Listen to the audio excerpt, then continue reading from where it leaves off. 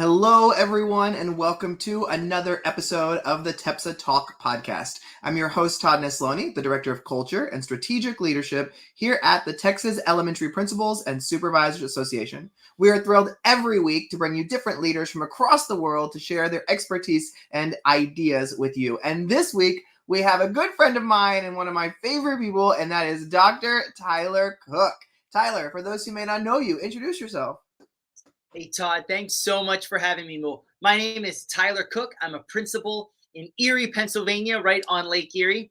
I'm in my 10th year as an elementary principal at Klein Elementary School here in the Harbor Creek School District. And my most favorite thing to talk about is empowering leaders and growing people toward their fullest potential. So, Todd, this is a day that I've been looking forward to. Thanks so much for having me. Well, hey, you bring a ton of expertise in this area, not only in involving your own growth as a leader and helping others grow themselves, but also empowering how leaders can empower other leaders. And you actually have done a lot of work in this because this is what your doctoral work was in as well, right? Absolutely, yes. So talk to me a little about that. How did you choose that topic and what was that process like? So, Todd, you know this. We're only as good as the team that we build, right? Far be it from us as leaders to end up at a point where our impact stops at the end of our arm's reach. And you don't just necessarily find great leaders, you develop great leaders. And to know that I'm in a school here with so many students that walk through our doors every single day, I have a responsibility to ensure that every single teacher, every adult who walks through our doors as well are fully equipped and mobilized to impact the lives of these kids. And so it's my life's work. It's something I'm so passionate about. And so when I'm exploring different topics and research and things that I want to just dive into, empowering others to lead is an easy one, because when the leader gets better, everyone else around us gets better. And when we create more leaders, the impact expands. Well, and firsthand experience from this from being an elementary school principal as many of our members. And so, one of the most exciting things that I found as a school leader is getting to help others see skills in them that they don't quite yet see themselves. And so when we talk about empowering others, there's a lot of ways to do that. What are some of your go-to ways for making others feel empowered? Absolutely.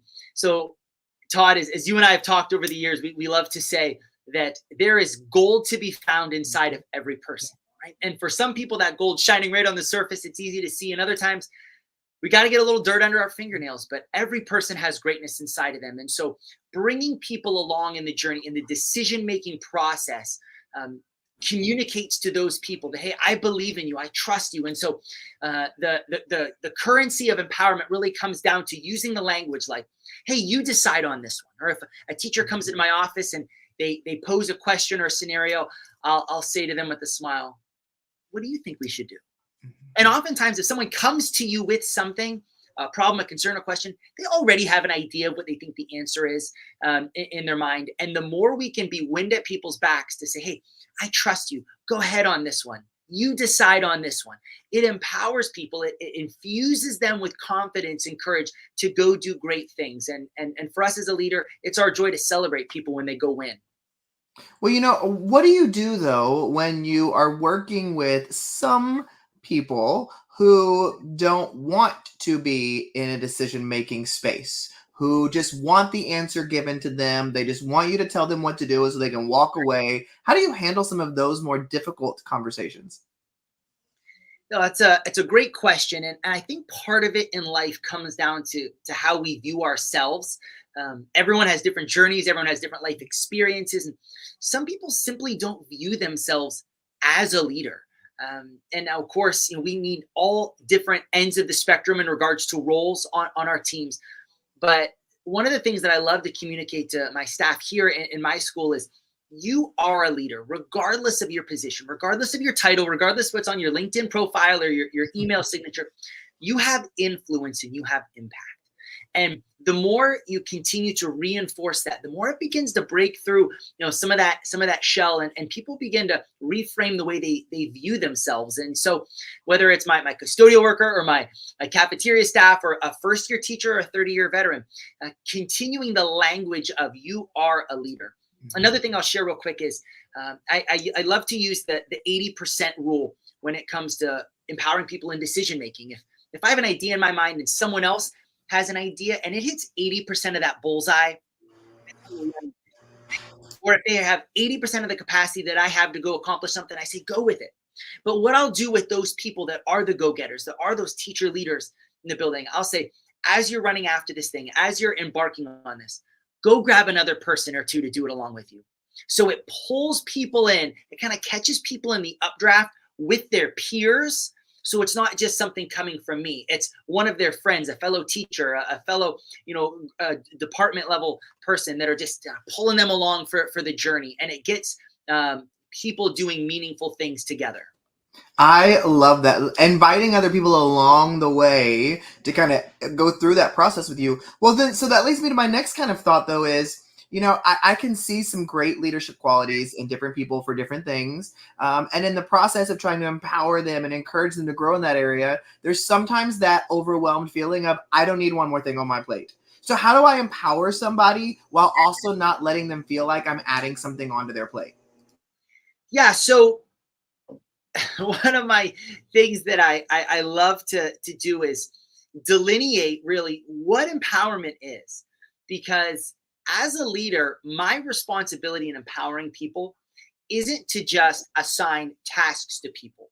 Empowerment really is releasing authority to people. And so when I'm talking about empowering a person in my building, right, it's to enable them, to equip them, to release authority. Whereas if my idea and thought process as a leader is by empowering you, I'm going to give you and assign you something off of my to-do list. So it's no longer on mine and I'm empowering you to do so, right? Like people will be disenfranchised quick. They'll get burned out quick because they feel like they're just a taskmaster. But so it's all in the way that you posture yourself of, hey, I want to just release authority. I trust you. Go run with it. Go for it. And it's okay to make mistakes along the way because I'm here for you in that journey. I love that. Well, one of the things I love that you talk about as well is that when we think of this term leader and somebody leading, it's not something that solely happens at work. It also takes place in our friendship circles, in our families, when we go home. How do you try to use these same ideas of empowering people at work in your personal life as well? So one of the questions that continually resonates in my mind is, who does my life impact? Who does my life impact? If you're watching this right now, ask yourself that question. Who does your life impact? I'd be willing to bet if you begin mapping out and writing down, those concentric circles are going to be a lot larger than you realize, from not just in your work spheres, but at home, in the different activities that you're involved in, all those spheres of influence. And then go a step further and say, what story do I want my life to tell? How do I want to show up for the people around me? Because if we're talking about leading not simply as a title, if leading is seeing the greatness inside of other people and calling it forward and allowing your ceiling to become the floor of other people to become better, then hopefully your life is telling a story of, when people are around me, they want to be better because of it. Todd, I know you've been around people in your life. When they walk into a room, you just stand up a little taller, right? You just want to be better because you're in their presence, right? It wasn't any title that they had or even necessarily something they did or said. It was their life on display that made you want to live yours better. So that's my encouragement to people, even outside of work. To be a leader is allow your life to tell a story that makes other people want to be better themselves. I love it. Well, as you're talking, though, I'm hearing this, all of you pouring into others and empowering them to lead and finding ways. How do you also let it work in reverse and allow others to empower you? Because at some point, even though you're the principal of this organization or the head of your household or the leader of your friends group or whatever you find yourself at, you're going to need to be empowered too. You're going to need to be encouraged along the way too. So how do you seek out the reverse of that as well? Such a great question.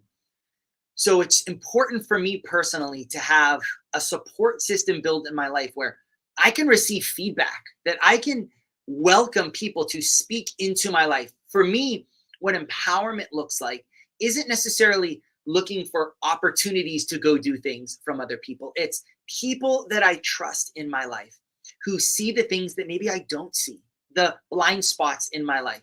And I've given them permission. I've invited them to say, hey, if you see something in my life, will you speak into my life? You know the type of man, the type of leader, the type of husband, father I want to be. If there's something that is out of alignment, you have full permission to let me know. And so by welcoming feedback from people, it's a gift. And I've got a couple of trusted people in my life that can do that on a regular basis. And so that is empowering to me, because it allows me to then look through the right lenses, to look at myself objectively, to foster self-awareness so that I can go be great for other people. Well, you know, what I love that you said there, though, is that you welcome the feedback. You literally explicitly let those people know, I want this from you. I need you to pour into me. I need you to hold me accountable. Like, I need these things. And I remember having this conversation with you a few years ago, and that really stuck with me, because I think sometimes we can be like, oh yeah, I have really blunt friends or family. Like, they fill me in. I don't need to give them permission to give me feedback. But the reality is, no matter how close you are with somebody, sometimes they do need that permission. They do need that freedom to know, okay, they're fully ready to hear what I have to say, and I can give them that. And because you love and respect this person, you're able to take in that feedback from them. And so I love that that's the kind of idea of, as a school administrator, thinking from that perspective. Don't just tell your people, I have an open door policy. Like, welcome the feedback. And you've also said before too, and one thing that I live by is that you don't have to take the feedback from everyone, because we don't take feedback well from people we don't respect. Yeah.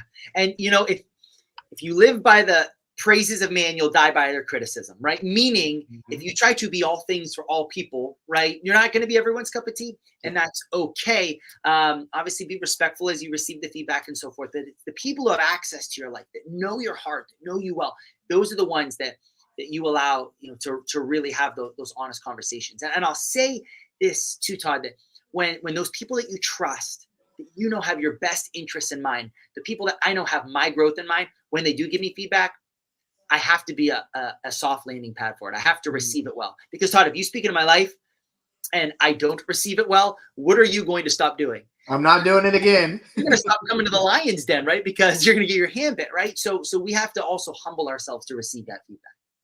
I love that. Well, Tyler, if people are listening today and you hope they just walk away with one thing, what do you really want them to hear from today's conversation? Yeah, so I would say, when you're thinking about empowerment, when you're thinking about helping others be great, it's really important that us as a leader understand that I have to live healthy as a leader so that I can show up and lead healthy, right? If I allow my pride to get in the way, if I allow my fear to get in the way, if I allow my insecurities to get in the way, all of these things that try to come and steal from my life, as a leader, they don't just steal from my life, they steal from the potential that I could have impacting someone else's life. And so the whole premise of empowerment is a wonderful thing, but I have to make sure that I continually do the work on the inside, the posture of my heart, living unoffendable as a leader, seeing the greatness inside of people. Because far be it from me to not take care of myself well on the inside and see someone else that I'm leading, and because of my stuff, disqualify them from investing and pouring into them. So keeping your heart open and doing the work here as a leader. I want to live and lead healthy so I can show up healthy for the people around me. I love that. That is the perfect way to end this conversation. Well, Tyler, if people want to connect more with you, gain some more insight, bring you to work with their team or their staff, how can they connect with you? Thanks, Todd. So on all of the socials, my handle is Dr. Tyler Cook. So at Dr. Tyler Cook for Instagram and Facebook and Twitter and LinkedIn. And my website, equally as simple, drtylercook.com. Awesome. Well, thank you so much, Tyler, for coming on here. Thank you, everybody, for listening or watching another episode of the TEPSA Talk podcast. Remember, if you are a pre-K through 8th grade leader in Texas, whether that's principal, assistant principal, or supervisor, you have a home here at TEPSA. So head on over to tepsa.org to learn more today. Thank you so much. We'll see you again next week, everyone. Thanks, Todd.